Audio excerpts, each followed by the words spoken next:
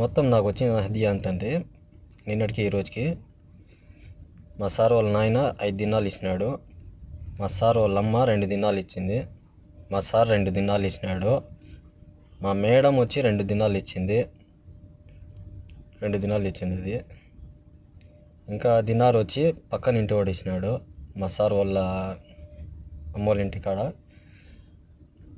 ఇంకా మా సార్ వాళ్ళ అమ్మోళ్ళ చిన్నమ్మ ఇంటి కాడిపోతే, పెద్దమ్మ వాళ్ళ ఇంటి కాడిపోతే వాళ్ళు వచ్చి 1 దినార్ ఇచ్చినారు.